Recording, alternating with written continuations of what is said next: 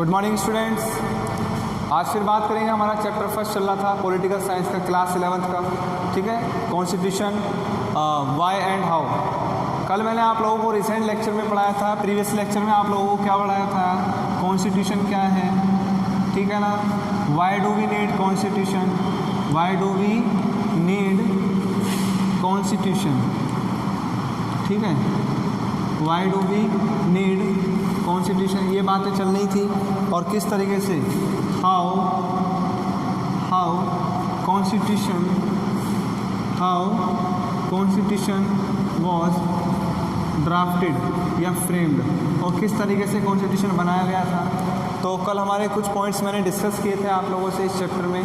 ठीक है, उसका कुछ पार्ट्स रिमेनिंग रह रहा है, वो आज हम डिस्कस करते हैं। तो नेक्स्ट है कि अगर हम बात करते हैं कि why do we need a constitution की, हमारी बात चल रही है कि हमें कॉन्स्टिट्यूशन की आवश्यकता क्यों पड़ी।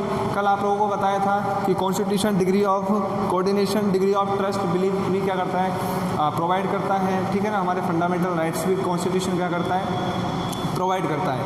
नेक्स्ट है आगे, the constitution of India is the supreme law to be accepted and respected by all the citizens. अगर हम कॉन्स्टिट्यूशन की बात करते हैं इंडिया की, तो the constitution of India is the supreme law, सबसे बड़ा जो कानून माना गया है हमारे देश के अंदर, सबसे ज़्यादा कि जो फाइनल है, जो बात मानी जाएगी कॉन्स्टिट्यूशन के अंदर लिखी हुई है, वो किसको माना गया है, कॉन्स्टिट्यूशन को माना गया है। और ये एक ऐसा लॉ है कि एक्सेप्टेड एंड रेस्पेक्टेड, ये सबके द्वारा एक्सेप्ट भी किया जाएगा और इस कॉन्स्टिट्यूशन को सबके द्वारा क्या दी जाएगी, रेस्पेक्ट भी दी जाएगी by all the citizen as well as institutions of the country. Country में कितना भी बड़ा कोई सा भी इंस्टीट्यूशन हो, ठीक है, कंट्री के जितने भी सिटीजन्स हैं वो हो, लेकिन सबको क्या देनी पड़ेगी, कॉन्स्टिट्यूशन को एक्सेप्ट भी करना पड़ेगा और कॉन्स्टिट्यूशन को क्या देनी पड़ेगी, रेस्पेक्ट भी देनी पड़ेगी। ठीक है ना, क्यों देनी पड़ेगी, because the constitution of India is considered as the supreme law, सबसे बड़ा जो लॉ माना गया है वो किसको माना गया है इंडिया के अंदर, वो कॉन्स्टिट्यूशन को ही माना गया है। ठीक है, नेक्स्ट है क्या कि only one provision for the constitution was passed without virtually any debate. Constitution के अंदर एक ही ऐसा प्रोविज़न है, प्रोविज़न मतलब एक ही ऐसा प्रस्ताव या एक ही ऐसा लॉ है जो क्या हो सकता है, पास हो सकता है without virtually and without any debate, बिना किसी डिबेट के, बहस के, बिना किसी वर्चुअली रिकॉग्निशन के। खाली एक ही ऐसा प्रोविज़न है जो कॉन्स्टिट्यूशन के अंदर क्या हो सकता है, पास हो सकता है, the introduction of universal suffrage. ठीक है ना, और वो कौन सा है, the introduction of universal suffrage. ध्यान रखना है, द इंट्रोडक्शन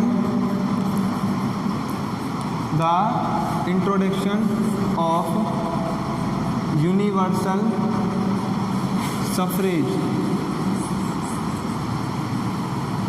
यूनिवर्सल सफरेज क्या मतलब है इसका, इसका मतलब ये है कि meaning that all the citizens reaching a certain age, एक ऐसा ही एज, एक ऐसा समय जिसमें सारे के सारे सिटीजन्स क्या होते हैं, पहुँचते हैं, would be entitled to be voters irrespective of religion. देखिए, एक ऐसी एज आती है जब हर एक सिटीजन उस एज के अंदर पहुंचता है, और वो एज कौन सी है, वो है हमारी 18 ईयर्स कि जब 18 ईयर्स में हम लोग एज ए वोट एलिजिबल हो जाते हैं, वोट कास्ट करने के लिए, वोट डालने के लिए हम लोग क्या हो जाते हैं, एलिजिबल हो जाते हैं, without any discrimination of the religion, without any discrimination of the caste, education, gender और इनकम। वोट डालने के समय इन किसी चीज़ों को कंसिडर किया जाता है क्या, नहीं किया जाता है। आपसे पूछा जाता है किस कास्ट के हो, क्या रिलीजन है, कितनी इनकम है, कौन सी कास्ट है, कौन सा जेंडर है, इन सब चीज़ों को कंसिडर किया जाता है, नहीं किया जाता। मीन्स अगर आप उस एज के लिए एलिजिबल, मतलब आपकी एज कंप्लीट हो चुकी है, then you are eligible to cast the vote, और आप अपनी इच्छा से अपने रिप्रेजेंटेटिव को वोट डाल सकते हैं। ठीक है, ये कहा गया है। नेक्स्ट है क्या कि the constitution of India is blend of flexibility. देखिए, अगर हम पूरे वर्ल्ड में बात करते हैं तो इंडिया के कॉन्स्टिट्यूशन को फ्लेक्सिबल इंस्टीट्यूशन कहा जाता है। फ्लेक्सिबल क्यों कहा जाता है, क्योंकि अकॉर्डिंग टू द नीड्स और अकॉर्डिंग टू द डिमांड्स या नीड या रेस्पॉन्सिबिलिटी, जैसे जैसे हमें, भाई आज जनसंख्या बढ़ती जा रही है, आप देख रहे हैं देश के अंदर जनसंख्या बढ़ रही है, तो हर तरीके के कानून कायदे भी बढ़ाने की आवश्यकता है। क्राइम हो रहा है, करप्शन हो रहा है, हर चीज़ को कंट्रोल में लाने के लिए आज नए नए कानून बनाए जाते हैं। और ये हमारे कॉन्स्टिट्यूशन की खास बात है। कॉन्स्टिट्यूशन की खास बात क्या है कि जैसे जैसे हम लोगों को जिस कानून की, लॉज की या रूल्स की क्या पड़ती है, नीड पड़ती है। हम लोग उस रूल्स एंड रेगुलेशन को बना के अमेंडमेंट करके किसमें, कॉन्स्टिट्यूशन में मेंशन कर देते हैं। तो इसी वजह से कहा गया है the constitution of India is a blend of flexibility and rigidity.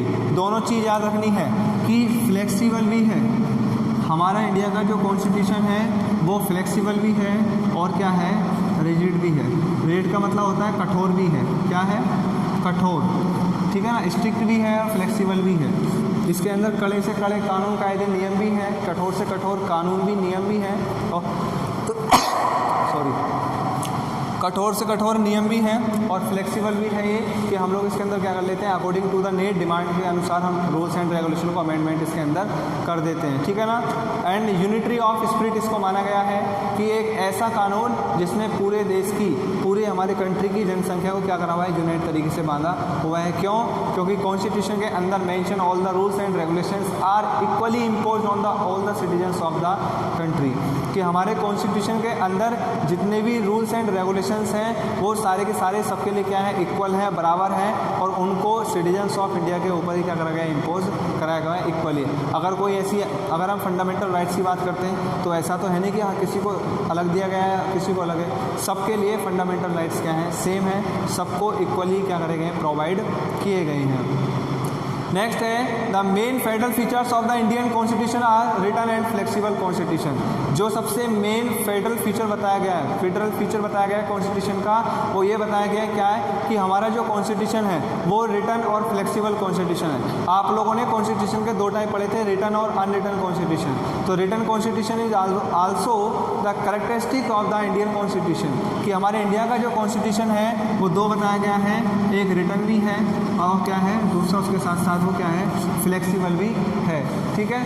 आगे distribution of powers between the centre and state. Central government में और स्टेट गवर्नमेंट में कभी भी कोई विवाद ना हो, डिस्प्यूट ना हो, इस चीज़ को लेके भी पावर ऑफ डिवीजन को भी क्या करा गया है, कॉन्स्टिट्यूशन के अंदर मेंशन किया गया है कि what are the works which comes under the central government, what are the works which comes under the state governments, ठीक है ना, what are the situations and what are the conditions in which the central government interfere in the state government. वो सब चीज़ें भी क्या करी गई है, कॉन्स्टिट्यूशन के अंदर मेंशन की गई है क्या, कि ऐसी कौन कौन सी सिचुएशंस हैं, ऐसी कौन कौन सी कंडीशंस हैं जो सेंट्रल गवर्नमेंट स्टेट गवर्नमेंट के अंदर क्या कर सकती है, इंटरफेयर कर सकती हैं। ये सारी बातें भी मेंशन है किसके अंदर, कॉन्स्टिट्यूशन के अंदर।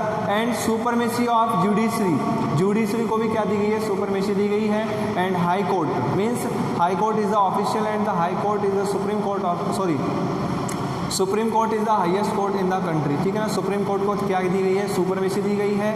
And existence of by cameral legislature, पढ़ा है ना आप लोगों ने, पढ़ाया था आप लोगों को, बाई कैमरल होता है और एक यूनी कैमरल होता है, ठीक है ना। तो बाई कैमरल लेजिस्लेचर का भी क्या दिया हुआ है, एग्जिस्टेंस दिया हुआ है, ठीक है, कि कहाँ पे दोनों हो सकती हैं, लेजिस्लेटिव एंड एग्जीक्यूटिव होती हैं दोनों, ठीक है, लेजिस्लेचर में मतलब जैसे राज्यसभा लोकसभा है, ठीक है, वैसे ही। नेक्स्ट है the framers of Indian constitution have borrowed a number of provisions as per the sustainability of the nation. जब हमारा इंडिया के कॉन्स्टिट्यूशन को फ्रेम किया जा रहा था तो जो फ्रेमर्स थे, जो कॉन्स्टिट्यूशन को बना रहे थे, उन्होंने बहुत सारे प्रोविजंस को क्या करा था, बोरो करा था। बोरो का मतलब क्या है कि बहुत सारे दूसरे देशों से क्या करा था, लिया था, और देशों के कॉन्स्टिट्यूशन से उन चीज़ों को देखी, एनालाइज किया गया। क्यों किया गया, ताकि हम अपने नेशन को, अपनी कंट्री को क्या कर सकें, सस्टेबिलिटी या सस्टेन करके रह सकें। ऐसा ना हो कि रोज़ रोज़ हमें कॉन्स्टिट्यूशन के अंदर क्या करना पड़े, बदलाव करना पड़े। तो अपने कंट्री के कॉन्स्टिट्यूशन को एक लंबे समय तक सस्टेन करने के लिए हमारे इंडिया के जो कॉन्स्टिट्यूशन बनाने वाले जो फ्रेमर्स थे, उन्होंने बहुत सारे प्रोविजंस को क्या करा था, बोरो करा था।